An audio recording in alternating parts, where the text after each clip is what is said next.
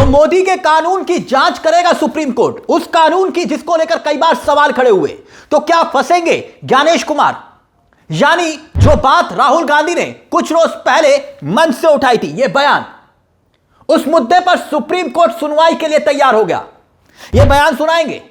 बहुत बड़ी खबर है। इस खबर में मुख्य चुनाव आयुक्त ज्ञानेश कुमार गुप्ता को सोचने पर अब मजबूर कर दिया इस खबर ने।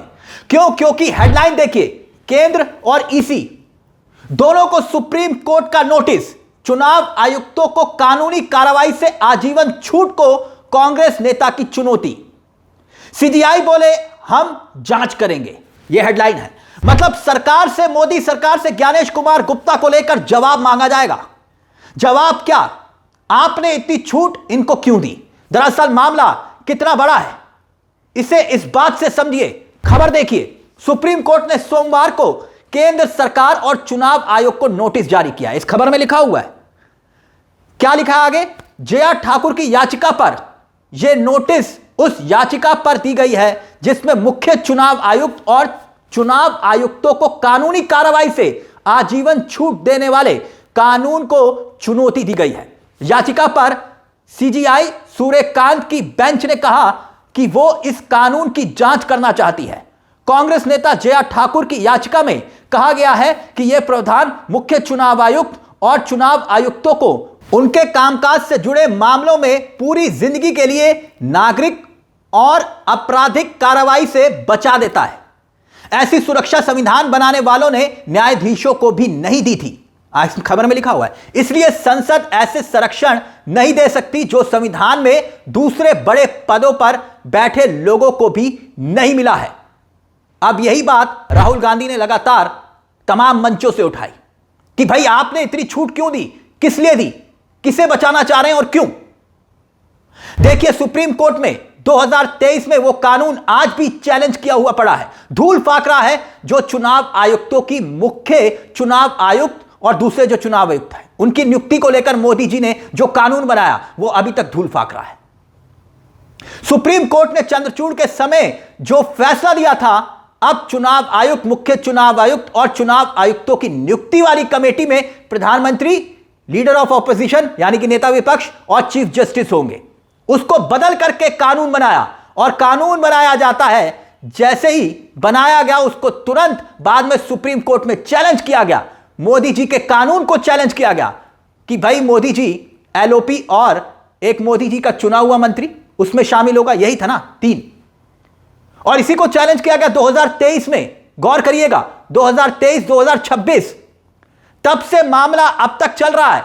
तो जांच तो बहुत जोर से बोला जा रहा है कोर्ट की तरफ से, लेकिन जांच क्या मुकम्मल होगी? खैर, पहले राहुल गांधी का यह बयान सुनिए, आप पूरे मामले को समझ जाएंगे और फिर उसके बाद इसका असर क्या होने वाला है इस पर भी बात करेंगे। लेकिन सुनिए, मंच से राहुल गांधी ने यही बात दोहराई थी, सुनिए जरा। अगर ईमानदारी से इलेक्शन कमिश्नर काम कर रहा है तो ऐसे कानून की क्या जरूरत? भाइयों और बहनों, किसान को पीटकर जेल में डाल देते हैं, मजदूर को 2 जूते मारकर जेल में डाल देते हैं, युवा पेपर लीक के बारे में धरना देता है, लाठीचार्ज होता है, अंदर कर देते हैं, एफआईआर लग जाते हैं, मगर हिंदुस्तान के इलेक्शन कमिश्नर के खिलाफ कोई एफआईआर नहीं कर सकता है, कोई कानून नहीं एक्शन ले सकता है। क्यों? इसका एक ही कारण है, ये लोग नरेंद्र मोदी की वोट चोरी में मदद कर रहे हैं। और वोट चोरी हिंदुस्तान के ईबीसी, दलित, ओबीसी, अल्पसंख्यक और गरीब जनरल कास्ट के खिलाफ आक्रमण है। यह आपको खत्म करने का तरीका है। बड़ी बात एक और याद दिला दें आपको कि सुप्रीम कोर्ट में मार्च में यह फैसला दिया था, चीफ जस्टिस रहेंगे इस पैनल में जब मुख्य चुनाव आयुक्त को चुना जाएगा।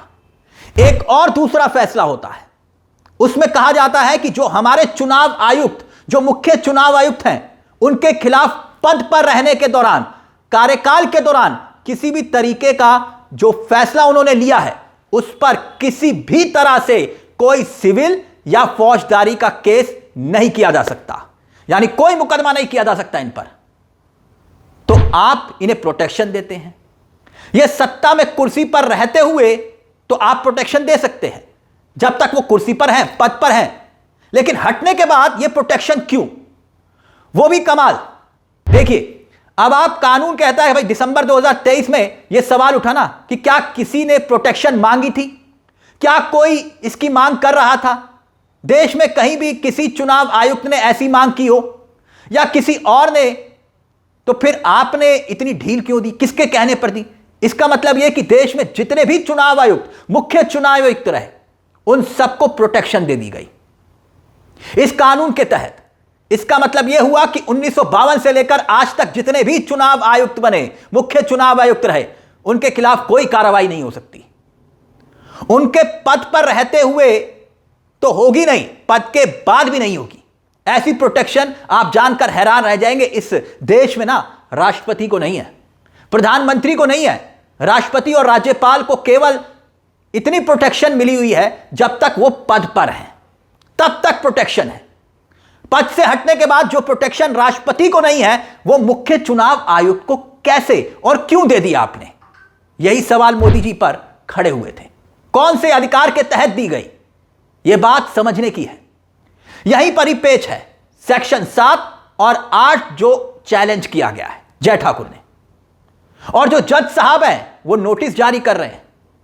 और यह बात राहुल गांधी ने तो सदन के भीतर भी उठाई थी। सदन के भीतर सुनिए यह बयान जो सदन के भीतर राहुल गांधी ने दिया था। Request for them to fulfill. The reason I am saying this, sir, is because the rules have been changed. This is not just said in isolation. Speaker, sir, the election commissioner used to be chosen by the Prime Minister, Leader of Opposition, and the Chief Justice. Sir, the Chief Justice was removed from that committee. Why? Why? This is the question, sir.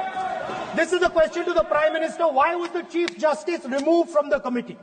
Now, in a few days, I am going to go to the meeting. I am going to go to the meeting. There's going to be Mr. Amit Shah and Mr. Modi ji. And there's going to be me. 2-1.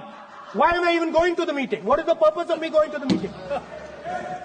I'm only going to the meeting to certify what Modi ji and Amit Shah ji are going to say. Right? Whereas if the Chief Justice was there could be a discussion. Chief Justice and Leader of Opposition could say, no, we don't agree.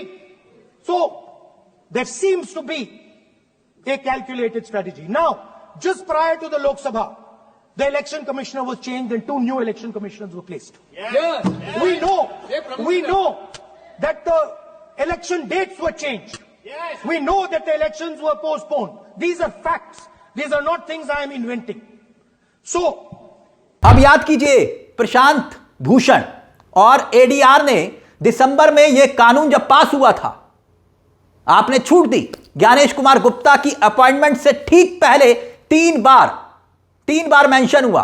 आप ध्यान रखिएगा, संजीव खन्ना के पास मामला गया तो Sanjeev Khanna bench से अलग हो गए, और मगर अब सुप्रीम कोर्ट सुनवाई के लिए तैयार हुआ है। और यह बड़ी बात है क्योंकि भारत के भीतर अगर हम चीजों को देखें समझे, लोकतांत्रिक देश है। लोकतंत्र का बेंचमार्क क्या है कि निष्पक्ष और स्वतंत्र चुनाव, इससे बड़ा तो कुछ नहीं। और वो करवाने की जिम्मेदारी किसकी है? चुनाव आयुक्त की। जब चुनाव आयुक्त की नियुक्ति का कानून ही अंडर चैलेंज है, तो फिर देश में जितने भी कानून चुनाव हैं, क्या उस पर सवाल नहीं खड़ा होगा? इलेक्शन कमीशन के मामले में क्या सुप्रीम कोर्ट ने अब कोई कदम उठाने की सोची है?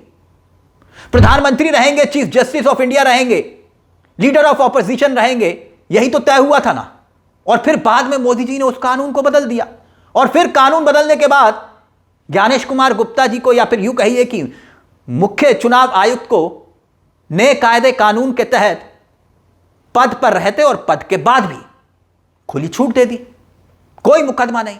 इस मुद्दे को लेकर आपकी क्या राय है? आपको क्या लगता है कि अब सुप्रीम कोर्ट सख्त होगा या मामला सिर्फ जांच तक रह जाएगा? इस मुद्दे को लेकर अपनी राय हमें कमेंट बॉक्स में जरूर दीजिएगा। मुझे तिलक चावला को दीजिए इजाजत। एक छोटी सी दरख्वास्त, चैनल को सब्सक्राइब जरूर कर लीजिएगा। यह मंच आप ही का है जहां हम सिर्फ खबर नहीं दिखाते बल्कि खबर के पीछे की खबर भी बताते हैं। नमस्कार, जय हिंद, जय भारत।